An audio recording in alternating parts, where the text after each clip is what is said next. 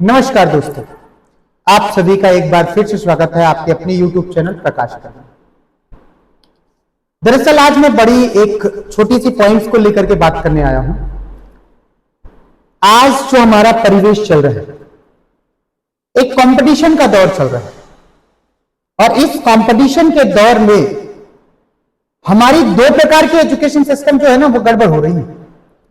एक तो हमारा बच्चा स्कूलिंग जो कर रहा है वो speed mathematics, speed knowledge, speed content ये मेंटेन नहीं कर पा रहा है और आगे चल के उस बच्चे को कंपटीशन देना है। स्कूल से ही कंपटीशन स्टार्ट हो जाता है और धीरे धीरे करके देना है। उसमें ये बात पॉइंट हमारी छूट जाती है कि बच्चा जो स्पीड करना चाहता है, जो बेहतर बनना चाहता है, वो बच्चा कहीं ना कहीं बच्चों के साथ कॉम्पिटिट नहीं कर पाता है या नहीं कर पाता है, जो बच्चा थोड़े से कमजोर हो जाता है। और दरअसल ये बच्चे कमजोर कैसे होते हैं ये मैं आप सभी से पॉइंट्स बताता हूं। सिंपल है, मैं ये कुछ पॉइंट्स बताता हूं कि कोई बच्चा वीक कैसे होता है धीरे धीरे करके। जैसे ही हमारी बेसिक एजुकेशन शुरू होती है, नर्सरी, एलकेजी, यूकेजी, फर्स्ट, तो आप सभी को पता है नर्सरी, एलकेजी, यूकेजी बहुत सारे पेरेंट्स पढ़ाते हैं, खासकर ग्रामीण अंचल में सबसे ज्यादा। या डायरेक्ट बच्चा 3 साल, 4 साल या 5 साल का हो गया तब स्कूल में एडमिशन कराते हैं। और इसमें क्या होता है, उनको लगता है बच्चे को सिखाना क्या है, ABCD 1 2 3 बस इतना ही ना, और क्या सीखना है, और क्या सिखा देंगे स्कूल वाले।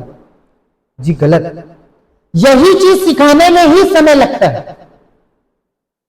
बच्चे को बेस सिखाने में हमेशा समय लगता है। आप फर्स्ट में जाएंगे, फर्स्ट में ABCD सिखाइए, कितना कठिन कंपटीशन हो जाएगा वहां पे फर्स्ट में सिखाना। खुद एक बार इमेजिनेशन करिए। और यही वजह है बच्चों के वीक बनने का। पहला पॉइंट है हम लेट एडमिशन कराए, इसकी वजह से हमारा बच्चा वीक बनेगा। दूसरा है हम अपने बच्चे को स्कूल अप्रैल में या जुलाई में स्टार्ट होती है, हम बच्चों को कॉपी नहीं खरीद के देते, बुक्स नहीं खरीद के देते टाइम पर। इसकी वजह से उनके स्कूल का सिलेबस स्टार्ट होता है और 1-2 चैप्टर खत्म होने के बाद उस बच्चे ने क्या खरीदा, कॉपी खरीदी, बुक खरीदा। ये भी कमी है आपके बच्चे को वीक बनाना। इसकी वजह से आपका बच्चा पीछे हो जाएगा, वीक हो जाएगा। आप खुद भी सोचिए, अगर किसी बच्चे को पहला चैप्टर, एक चैप्टर का टेस्ट लिया जाता है और वो चैप्टर आपके बच्चे से नहीं बनता और उसमें टेस्ट में कम मार्क्स पाता है, तो जिस दिन आपके बच्चे को 5 चैप्टर होगा उस दिन कैसे कर पाएगा वो बच्चा। हमेशा लोगों ने कहा है, हमेशा लोग यही बात कहते हैं हमेशा कि भाई साहब आप छोटे छोटे टारगेट बनाओ। तो भाई साहब छोटे छोटे टारगेट बनाना सही है, लेकिन एक दिन वही छोटा टारगेट बड़ा टारगेट भी बनता है। लेकिन आप पहले छोटे टारगेट को कंप्लीट कहीं नहीं कर पा रहे हो। आप उस छोटे टारगेट को लेट ले रहे हो, लेट आपने स्टार्टअप किया, तो जितना लेट करेंगे उतना लेट आपका बच्चा सीखेगा। और एक स्कूल, एक इंस्टीट्यूशन का एनवायरमेंट जो होता है वो बच्चे पे डिपेंड करता है। आप खुद भी सोचिए, उस टीचर को पढ़ाना कितना मुश्किल होता है जो टीचर एक बार सिलेबस खत्म कर चुका हो और दोबारा रिपीट करना हो, और उस बीच में कोई बच्चा एडमिशन ले लेता है, कैसे पढ़ाए। तो आज की तमाम उन पेरेंट्स के लिए बात कहनी है कि आप अपने बच्चों को टाइम से स्कूल भेजें, टाइम से उनकी कॉपियां खरीदें, टाइम से बुक लीजिए। हर कोई को पता होता है, हर पेरेंट्स को, हर अभिभावक को पता होता है कि जुलाई और अप्रैल का सेशन जो होता है किताबें खरीदने की, कॉपियां खरीदने की, तो भैया आपको खरीदना है तो टाइम पे क्यों नहीं खरीदते। इसमें स्कूल वगैरह बातें क्यों आप अपने आप में लेते, क्यों टेंशन लेते, क्यों आप वेट करते कि मेरा बच्चा जब पीछे हो जाएगा तो मैं लूंगा।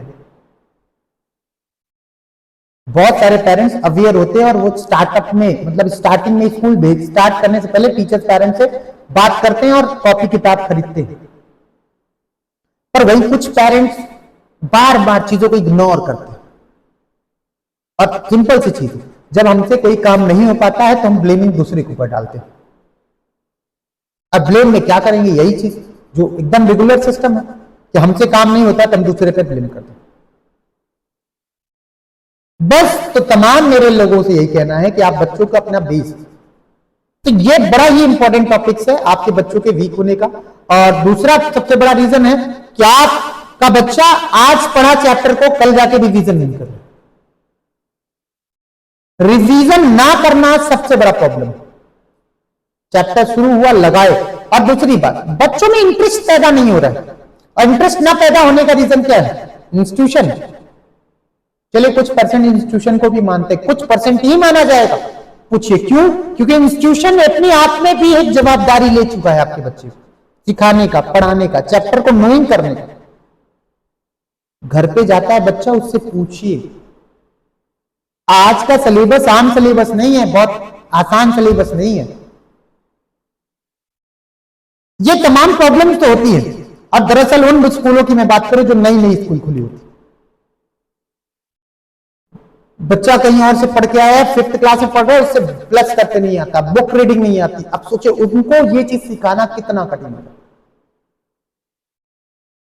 कितनी कठिनाइयों का सामना करना पड़ता है उन स्कूलों को जो नई नई स्टार्ट होती है। उनको अपना नाम भी बनाना है, अपने बच्चों को बेहतर भी बनाना है, और उन बेहतरी में भी पेरेंट्स का साथ नहीं हो पाता। बड़ा अजीब लगता है उन स्कूल वालों को और टीचर्स को।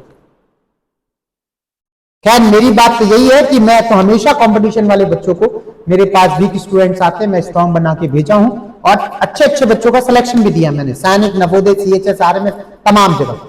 कितना भी बच्चा आता है, धीरे धीरे धीरे करके, हाँ थोड़ी बहुत पनिश के साथ, थोड़ी बहुत सिखाने के साथ, सिखाने का मेरा तरीका थोड़ा सा डिफरेंट है। मैं बच्चों की बड़ी बेस से उठा के कोई टॉपिक उठाता हूं, कोई चैप्टर की शुरुआत करता हूं तो एकदम बेसिक से शुरुआत करता हूं।